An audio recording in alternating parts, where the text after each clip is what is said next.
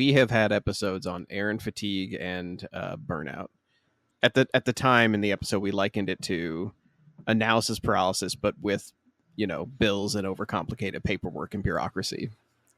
Yeah, and it's just I think about it every day because when I get mail, as a small business owner, I don't have time to read every single thing that comes in from the government. Yeah. I'd have to just do that. I'd have to hire a bookkeeper to just do that full time on staff. And then when you go to every website and register, you don't have time to read all the fine print at all. You just have to skip through it and hope for the best. When in your life have you experienced burnout from a job? Like, because I think the word burnout doesn't mean anything anymore, the way people use it. How long into it? It's usually that 5 to 7 years where, for me, it's that where I'm in the car and I go to work in the morning and I can't get out of the car. Like the stress and the worry. It's like I have a lead blanket on. Do you know that feeling? Yes. Oh, God, do I. Like you're like a boxer who just can't get off the stool to go out there one more round. You're beat. You're whooped.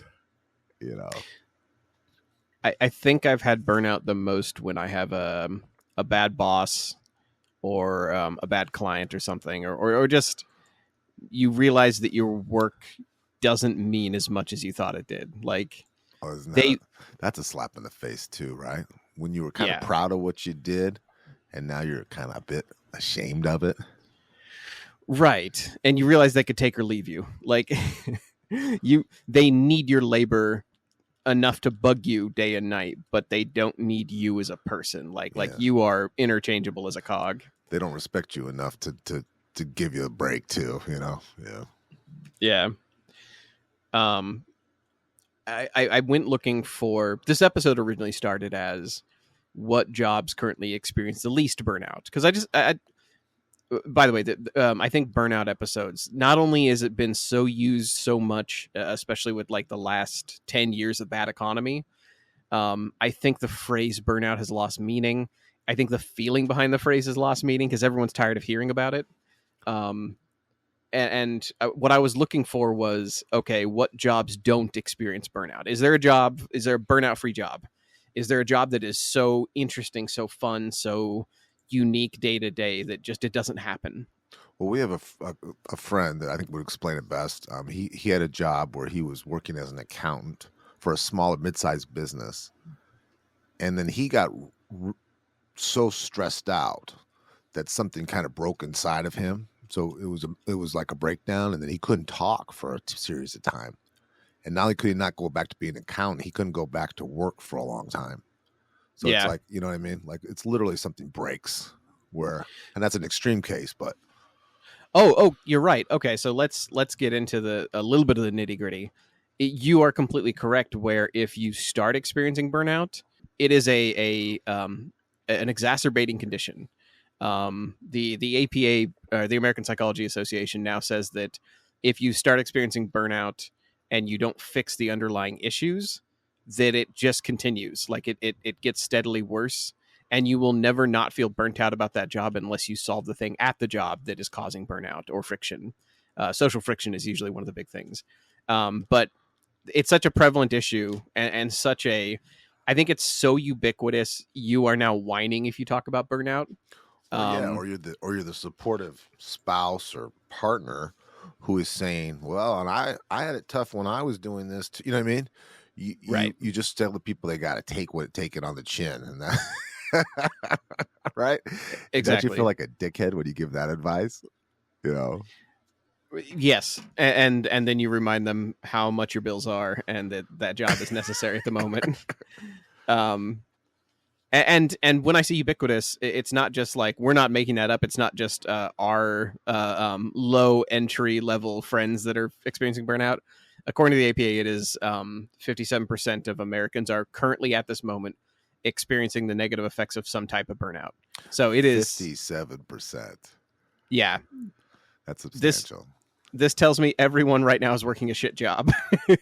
I just, of course, right. First thing I think is we don't have holidays like they do in Europe too, We literally, you know, No. we're taking away more things, you know, and you know, where I live right now, Intel's going through another big round of layoffs. So all my neighbors are visibly on edge. Yeah. Um. Yeah. I'm. This podcast is happening at a time where AI is now eliminating for sure. Like it's happening. AI is eliminating jobs, and tech sectors, especially like Google and stuff, are going through rounds of layoffs. So like. And I didn't know Intel was too, but that makes sense. Like all tech seems to be sort of tightening its belt right now, while also employing more force multipliers in their jobs, like AI. Um, so we wanted to talk about people who are thinking about a new career or a different path or something else they could be doing. We wanted to talk about the anti-burnout jobs, like what are the jobs that are the most fulfilling that you could possibly do. And it is very hard to get a straight answer by asking the internet. Everyone thinks that they have the best list of what are the most fulfilling jobs. Everybody has a different metric for how they're going to base it. Like everyone's going to have like, do you mean money? Is money fulfilling? Do you mean interaction with people? Do you mean being of Yeah, service to your community? peace of mind is hard to hard to measure. Money is easier to measure, right? Right. So that's what we're going to base it on. Is like we're going to go through. If we're talking money, we're going to go through the list that Indeed put out, and these are lower paying but high satisfaction jobs. In fact, I think that's the word they used for most rewarding is the way they framed it. We're also going to look at what is the most quote unquote fulfilling emotionally and spiritually, and then we're going to talk about what is the most quote unquote satisfying job. So that's something that provides for you and it feels like you are doing something. um, so those are the metrics we're going to use. We can't combine them all. It's technically impossible to do that. But darn it, we're going to try to find as much as we can as far as like if we can get a Venn diagram of fulfillment and satisfaction and reward, we're going to try to find that Venn diagram. Um, so to kind of start us off, we want examples. Um, I would like to know, Todd, in your experience, what is the most fulfilling job you've ever had? What's the one that gave you money and joy and felt like it was worth going to? I had a short time where I was sponsored to be a to potentially be a professional fighter, a boxer, and so I was paid just to work out, just to train, Oh wow. and that had a lot of dignity and respect and prom, you know. Yeah, so that was a good stretch. That was about 18 months, and yeah, well, that was special. I've had some weird jobs. I've had some fun jobs. I had a job where my whole job was to buy Levi's. I'd drive around in this van with this Romanian guy and all these other kids, and we would buy Levi's jeans, and they would be shipped overseas. And that was a fun job. But I'm not too fulfilling. But I guess it was easy. What? Wait. Were you a street hustler? Like, Do you remember that thing where do you remember? You might be too young, but there used to be signs everywhere that will buy your used jeans. I do remember those, and it was a Yeah. craze in Europe. Like, yeah, But you couldn't go in and just buy all of them because they would lose their Levi's franchise. So you only could buy a certain pair, a certain kind, and yeah, it was its own business. it is very funny that used to exist, and now you can just find Levi's at like the flea market. Like you can be at Goodwill and pick some up. What was yours? What was your? I would say either there have been periods of time and continue to be periods of time where I am writing things that are basically for myself, but I'm also getting paid. Those are the most satisfying because it feels like I am both improving my skills as a person, but I'm also interacting with other people because I get to like report back to them and be like, this is what I'm working on, and they'll ask for new outlines and things.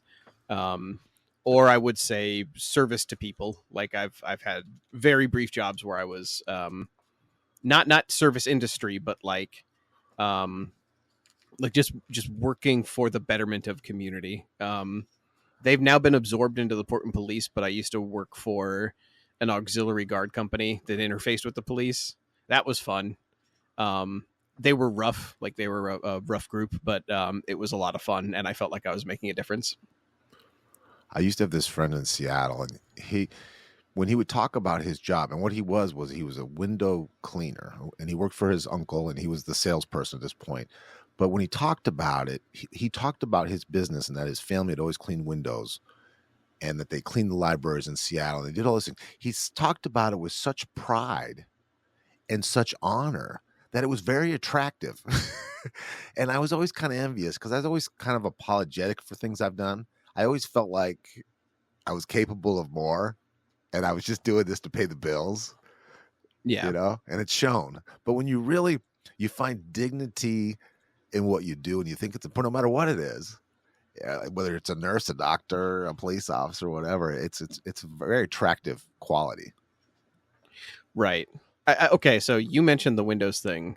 Um, the you have a family business, you're part of it, or even if you are a decision maker in a small business or something. I think there is a lot of people who are self-employed or who direct themselves. I think they have a higher report of satisfaction. We have numbers from the Pew Research Center from about a year ago, so their information is dated by 365 days, but that's close enough.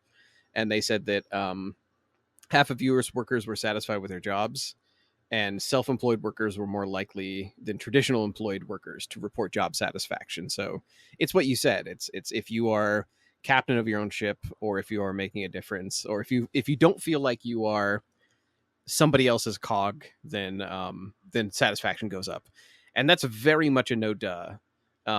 But I have now worked both sides of that coin, where I make half as much as my old good union job, and I feel happier and better. Like it's a better life, um, but it's unsustainable in most major cities. That's the problem. Is if you end up deciding I want to be more satisfied and I'll work for myself or do gig work, you are going to have to buy your own health plan. You're going to have to live outside of a major city because you can't afford it anymore. Well, I've seen people, some people I've seen who are very successful. They're teachers, but they've married or partnered up with someone with a significant income, so they can work with Down syndrome children and do their. But that it's a team effort. They need their parents and their spouse. They wouldn't be able to do that. They just wouldn't. Yeah, Their life would be their life would be uncomfortable because they would never have any money. And I think that would right. take away from their job too. I'm reading through your notes, and some of these salaries are scaring me on how low they are because I know what everything costs. It's, Well, we are going to get into that. So like, if we want to do rock and hard place right now, we will come out and come out clean and say, having a satisfying job in most parts of America is, you can't do it. It's untenable. I was gonna wait to reveal that as we kind of go, or let people make their own conclusions. But you're right. It's if you make the money from one of these satisfied jobs list, and these are not like joke jobs. They're full grown up jobs that we yes. have we have always expected that will be there, and we have always expected will be a service that we can count on. Some of them being you have to finish in the top of your class and be very Yeah, educated. yeah, and they don't buy you happiness or even a modest living anymore. I remember I think New York Times came out with an article the other day that was, anybody making less than $80,000 a year can't afford most places in America to be have a normal satisfaction level. So it's like the amount of money it's taking to be satisfied in both a job and also to not just feel like you're being crushed underwater all the time. It's getting higher, and jobs are paying less. Like it's I think during one of our old episodes, it might have been Burnout, we talked about the productivity graph. There's a very famous graph that has gone around online now that compares the GDP of America, how productive we are. It goes up. It's a hockey stick. It just goes up and up and up because we get better technology. We work harder. We put more hours in. We have just gotten very, very good at being hard workers in a way where, like, we're now thinking about cutting. even the few holidays we currently think we have. Like, Well, doesn't that take down all the old timers that say these kids nowadays don't know how to work? So if we were to do statistics against what they accomplished in a year yeah. and what these lazy kids do, Well, it's partly because these lazy kids look lazy because they're using technology. Like, if right? you have 30 people working in a data center 10 hours a day, you tell that to a factory worker who worked 8-hour days, and he'll be like, those kids are lazy. Well, they're putting in 2 more hours a day than you did, and they don't take long lunches. They Mhm. don't, like, there's a lot of things they will cut, like weekends if they need overtime. So it looks lazy because they're sitting in a chair, but in reality, they are dying early. Like, it's yeah. I won't get too much on my soapbox about comparing generational satisfaction to jobs and what it took to have a satisfied living. Well, being on the Aaron paralysis thing, to go back to that too, a switch has been, and of course, this is aimed at my disdain for the boomers who look at everyone nowadays like like the lazy can't accomplish. But when when texting and cell phones came in, that really emails that really expanded the work week from 8-10 hours to 14 hours, because people do check in and people are available to be contacted that like they never were. And I don't think you've been in that workforce, have you, where there was no email check-ins and No, never. where you get threatened at night so you can't sleep. They Um, can literally torture you 24 hours a day. well, I think my problem was I worked graveyard night shifts for so long, and if you are a graveyard worker, the way they will ask you to do a day shift is they'll just say, "Why don't you just stay here? Like, why don't you just work a double? You're already here." So they didn't have to text me. They usually had me in their hand already if That's they just were so going to mean. abuse me. That's just so Yeah, mean. I'm laughing at like just it's just yeah, the easy thing for you to say. You just got out of bed, right? exactly. Yeah, and they're like, "No, you can stay up a little bit longer."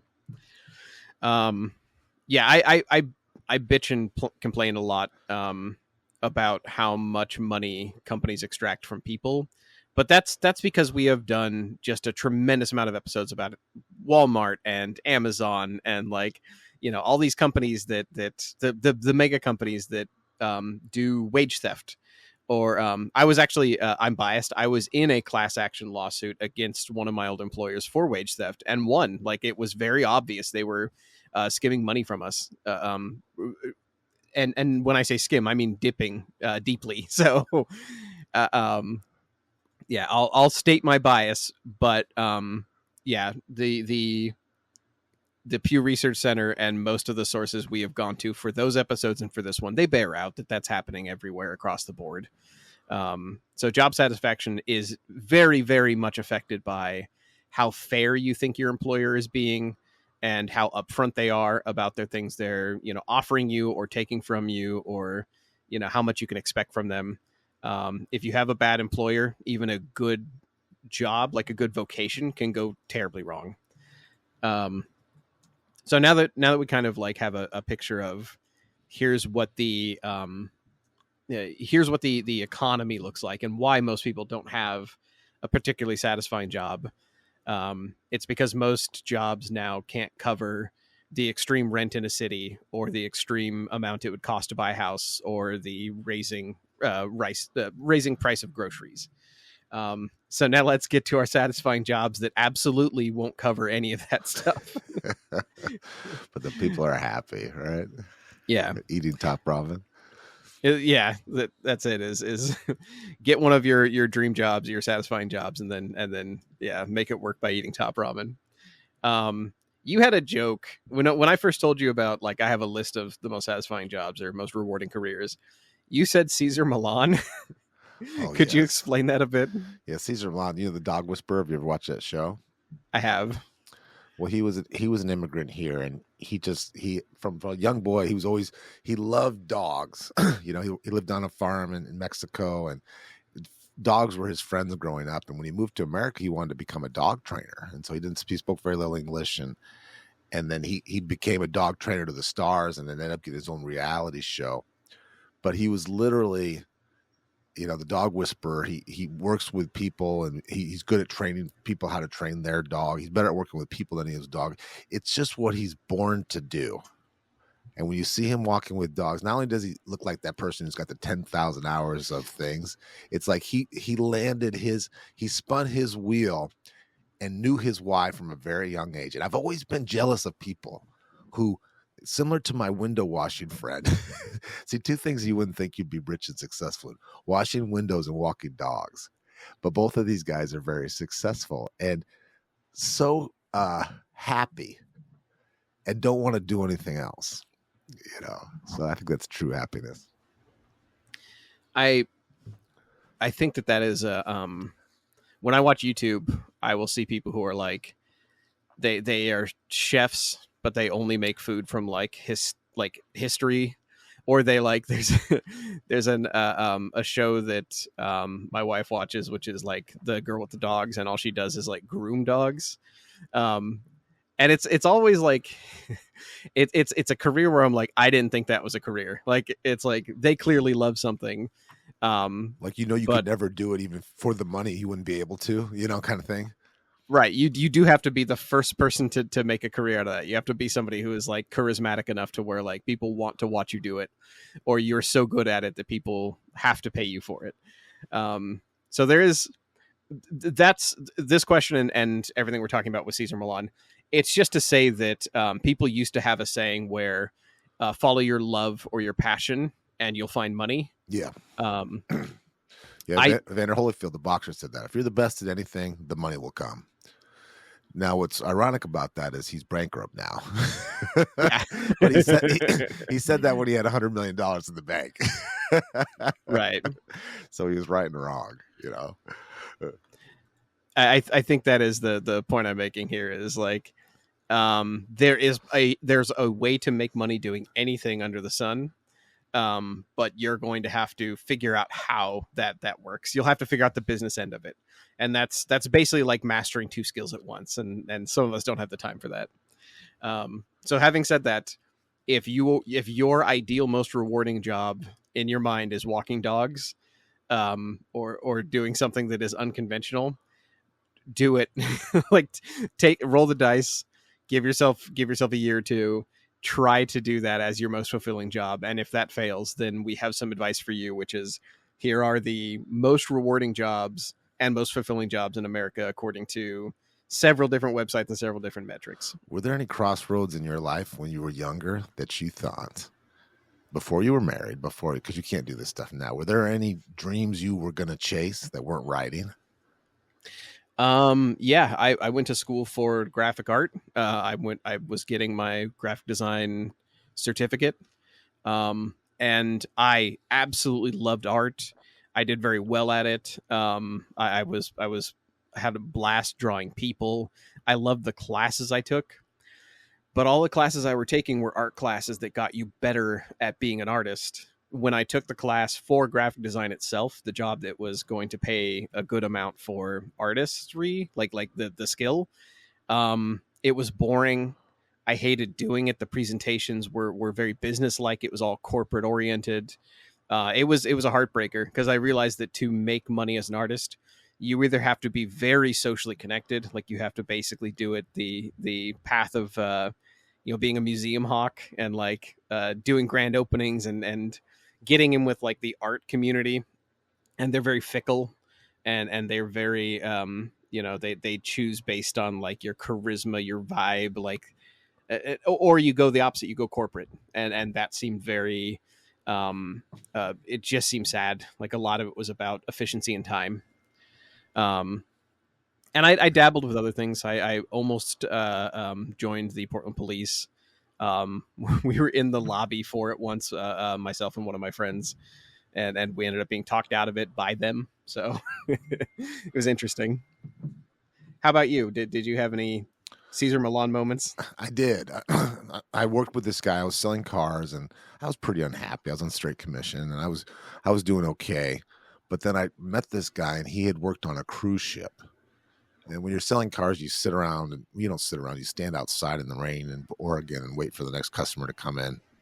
And he would tell me these stories about traveling the world and dating women on these cruise ships, and it was just so so I went out and I bought the books, and I tried to apply a few times, and I found out which job was the easiest to get. And he gave me the steps. He said, you can't just get this kind of job. You have to work your, we had kind of he was a pragmatist at heart, and he said, this is how it works and everything.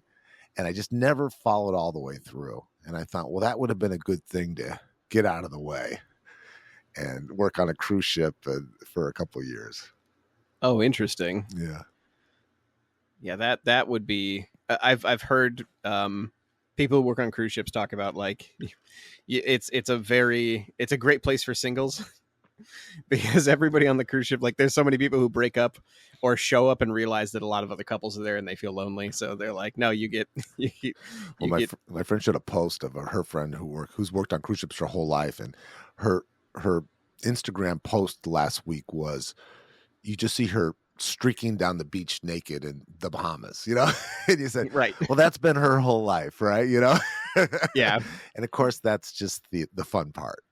It's not showing the 18-hour days and and no deep rooted connections or family roots or anything, which I don't know if is necessarily a bad thing, Joe. Right. that might be a bonus if you're looking to get away. Well, I do want you to know, cruise ship anything is not on any of these lists. So if that was a question of are cruise ships, I could have been the best one ever, whatever it was. Yeah. Well, cruise ships aren't on the list, so if you're looking for satisfying, you'll have to go elsewhere. I'm sure it's very fun. Like, fun and satisfying are different things too. We'll say that. So out of curiosity, before you saw this list, would you have guessed what number one was? Like, it really, with how badly it's been going for them the last couple of years, I wouldn't have thought this is the most satisfying job. No, I think it's one of the hardest jobs.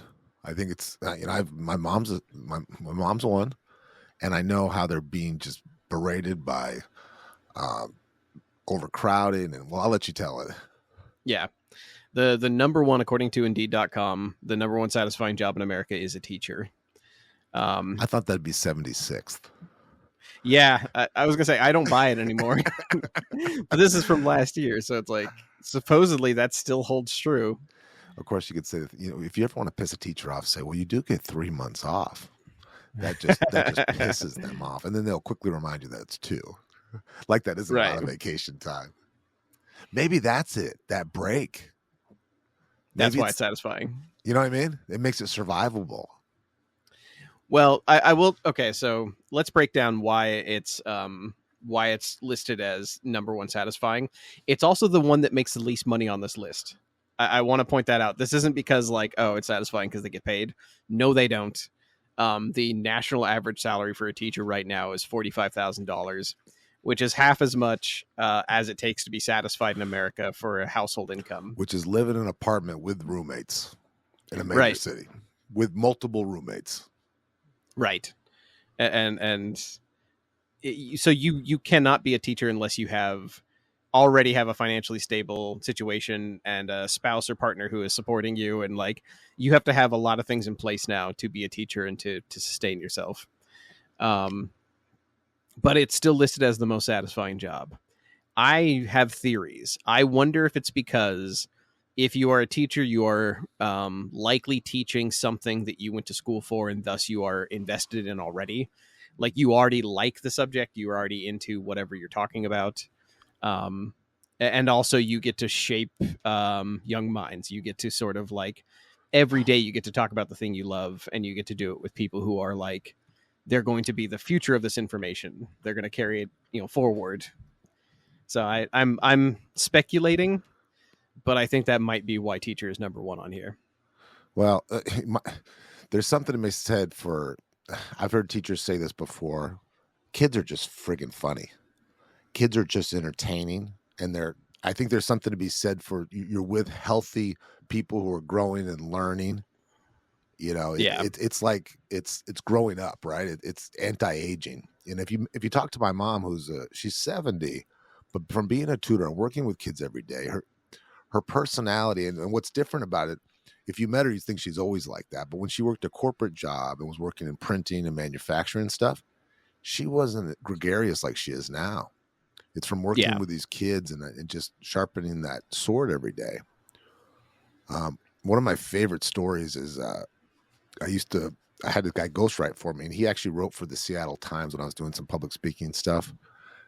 And he'd been a journalist, so a writer, a journalistic writer, and wrote a couple. He was published in fiction, but he was a professor at University of Washington in their journalism department. And he used to call me, and this is what his favorite story was. He said, Todd, I've got Miss Washington in my class. And I go, wow, she must be beautiful. He goes, she's the 10th most beautiful woman in my class. So he just enjoyed what you said. This is what his profession was. And he got to do it on the street for a long time, which was a huge advantage. And then he was a really good college professor, right? Because so he had work experience and the training as well. Yeah. And that's got to keep you feeling young too. You get to interact with young, attractive, interesting people all day, especially if you're in a college setting. And I think when I say teacher, most people assume younger, like kindergarten and stuff, or grade school. This is just teacher in general. This is across the board, not professor, but just teachers. Now the next one on this list, I wonder if it is because some of them do interact with young people. Counselors, number 2. Again, they don't make a lot of money. It's 52,000. Most of these, until I say so, until we get down to like 7 or 8, most of these make about $50,000 a year, in that neighborhood, if not dead on.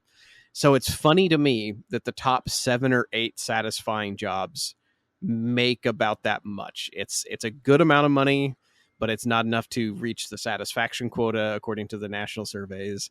It's so it's obviously I think it's we had an episode about long ago about how dream jobs hijack you. It's you're doing something you love, you're doing something that you're invested in, you're doing something that lets you interact with people in a very meaningful way, and so it pays slightly less than it ought to. It pays a little bit less than if you were like behind a ledger or a book keeping or Excel spreadsheet. Like if you're in finance, it's not as satisfying, but it is sort of like it'll make you more money. Doesn't seem fair. Like they know the tipping point. Yeah, they know when you will be satisfied soul wise, so they just pay you a little bit less. Yeah, they could just if they know if they turn it up too much, then you'll quit. So they don't want to do that. Yeah. Whoever this thing is, we're talking about some evil empire here, aren't we? This thing. Well, yeah, it's not an evil empire. It's all corporations basically like decide on a relative wage, and they work very hard to keep that low. They try to not outcompete each other. In an open market, that's what you're supposed to do. Is people compete for the best talent, they pay the best for the best talent, and then everybody behind them sort of gets whoever they can. That's how wage competition should work, but we don't live in that market. But counselors are just below teachers as far as rewardingness. Then it's athletic trainers and paramedics and firefighters. So the reason I lump those together is they're directly working with people in ways that help them and that sort of save them. Athletic trainer also it encompasses people who are working with you because not physical therapists, but people who are trying to get you into shape so that you live a healthier life. So when I say save you, I mean like in a sort of like long-term thing. But it is funny too that those don't make much. Firefighter had only the national average for a firefighter is only 46,000. I didn't know that. Shouldn't athletic trainer pay as much? It's kind of like that preventive maintenance. Shouldn't that pay as much as physician because they're the ones that have to deal with us when we haven't taken care of ourselves? Yes, that is theory. Yeah. Thank you for putting it that way. That's what I was trying to get at is they are doing preventive maintenance, but in a way that will make your life longer and healthier and better. And ideally, yes, they would make as much as somebody who is saving your life. But now we find out that saving somebody's life doesn't make that much money. Of those, paramedic makes the higher amount because I think you have to be specialized in more. You have to know a lot about medicine. Paramedics make 58. If this is like, oh, if you show up with a badge, you're going to get more money anyway. That's not necessarily true. Detectives are on this list. They're number 6. They only make 55,000. Now we sort of go from here and we get into faith. I originally thought, well, actually, I'll take a short break here and say that if we just say pure job satisfaction, where you feel like you are doing something fulfilling to the world, Washington Post had an article about this, and they said nuns.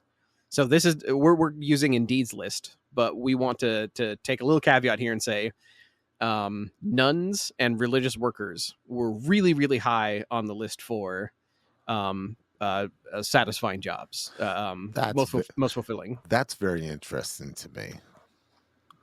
Now, this I was doing work at on the Oregon coast in Cannon Beach, which is a very exclusive area. A lot of very wealthy people live. There's a place called Haystack where you see these beautiful rock formations, and it's kind of famous in photos and stuff. And I was working at this person's house, and he was in the oil business in Texas. And I said, "Who lives next door?" And he says, "Well, that's owned by the Catholic Church, and two nuns visit here every 2 years about."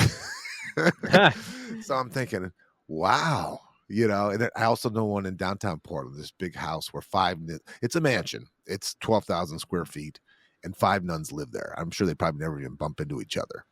And I'm thinking, yeah, who would have think that, I'm thinking of Mother Teresa in Africa, living in huts. right. No, fringe benefits, we'll say. The salary's not that great, but I assume a vow of poverty would be required to be a religious worker, and I'm sure many of them live modestly. But you're right, some of them. I mean, like, it depends on what church too. Like, are you talking like a mega pastor? Because we've already done episodes about how it's 200. If you work in a mega anything, minimum you're pulling wage. in a lot of money. Yeah. So yeah, chaplains, according to Indeed, nuns, according to Washington Post. Or is this you only work 1 day a week? Is this the work schedule? Yeah, that I don't know. I don't know how often chaplains work. I know hospital chaplains are very busy. Oh, that's true, right? There's someone dying every. Yeah. Number 8, very similar to the trainer, is a dietitian. So again, somebody who's just helping you live a better life, work cleaner. Chiropractor's number 9. So again, somebody who's helping you live a better life. Great dietitians tell you what you can eat, not what you can't. Yeah. Human resources manager was one that kind of surprised me. That felt a little bit corporate to me. That felt a little bit like a traditional job. This is one of the very few on here that like felt like a regular 9-to-5, but I wonder if it's because it pays more. We're now getting into chiropractor and human resources each make about 80,000. So I was surprised to find that on the list, but then I saw the pay and I was like, well, maybe it's you both get to work with people in a meaningful way, and also it compensates you quite well. So we're getting out of roommates, and you have your own place now by yourself. Yes. Our best sort of numbers say that 80,000 is enough to live comfortably in most cities in the U.S. is the way we sort of math that out. And the rest of the things on this list make quite a lot of money. They make a good amount. So human resources manager is approximately 80. A nurse makes 70. And I know that we've gone through a period with COVID and things where nurses were getting burnt out and leaving in droves. But it still makes the list at number 11 for most satisfying, like most helpful. Number 12 is physical therapist. So again, working with people to live better lives and to help them recover what they've lost. 13 is occupational therapist. Then we go attorney and psychologist. And then chief executive is weirdly number 16 because the average pay is really high. It's 130,000. 17 is dentist, 200,000. Physician is 200,000. Surgeon is 300,000. anesthesiologist is like 400,000. So there's a tipping point where you just make so much money that it's going to be a satisfying job. Well, and I think that's what I noticed about these jobs in your list, and with only one exception, which is the human resources one, is these are very uncorporate jobs. These Yeah. are just staple human services. And Right. I'm kind of surprised that police officer didn't make it because of the consistency of the pay. And I think that has something to do with it too. When you're not laid off and you're not afraid of that, you don't go through life with that monkey on your back that you're going to be let go at any time. Well, it's interesting that police officer was not on the list, and that may be because of the high stress of the job, but detective was on that list. That was one of the most satisfying once you things get promoted, right, to that, because that's a promotion. You don't start as a detective. You come exactly. in as Yeah, I think once you specialize, like you make more money and you firefighters on there. Prestige. I would think it would go right with firefighter. That's a yeah a dangerous scene. People at their worst kind of job too. They go in those same calls. But if you're a firefighter, you're everyone's hero. If you're a police officer, people can treat you with disrespect, or some people have a bias against you. There's a distrust, right? Yeah, at least that would be what my thought is. Yeah, it's an interesting thing to go through this list and see that the lower paying jobs are at the higher end of it, and those are all ones that interact closely with the public. There, a lot of them are doing a service to people. Like that's the thing that shocked me the most is how many of these. Like I expected for the most satisfying jobs, it would all be, CEO, business owner, whoever makes the most money. I was also thinking like, what do you call it? Petroleum engineer. They make just ungodly amounts of money, and they don't have to do like they have to do a lot of work. Like it's an engineer, land surveyor. You know, these people that I work out by themselves, kind of. Yeah, right. So it's not at all what I thought it was. And the people who are the most satisfied are making an amount of money that requires roommates, like you said. The funny part is the job where it is the most self-reported job satisfaction is both. It's a tie between dental hygienist and realtor. Realtor was not on our list earlier. Dental hygienist was, which I thought that was very funny. Like I've never been to the dentist's office and saw a dental hygienist and thought like, you must love your job. Like I've always been like, ooh, teeth. Like that's one of them. I think of how much they make. That's how you always know, because you kind of side with them. Oh, they make a lot of money, but you see how hard they work, and they do look visibly stressed. Yeah, and they're hunched over. It looks like a physically demanding job. Yeah, I think that might be one of them where it hits a Venn diagram of like makes a good amount of money, interacts with a lot of people in a meaningful way. Like I keep having to say that, but also they feel like they are being of service, and also they're working with professionals who aren't putting a lot of stress on their life. Like I think it just that one showed up on multiple lists. So I think this is it, Todd. I think we found it. I think you and I are going to go into dental hygienist as a job. I was going to say, even though we're balding, I was thinking being hair people, where people cut hair. They seem happy. I would make people feel sad. I would be like, I cut because I can't have. I will give you the gifts that I cannot enjoy.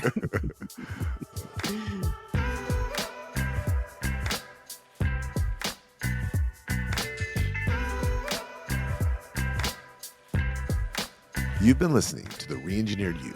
Thank you so much for listening to the show. You mean the world to us. We have a new episode every week. You can connect with us at www.reengineeredyou.com. That's where we have research links, show notes, feedback, and blog articles for each of our episodes. We're not experts in anything, but we've got an opinion on everything.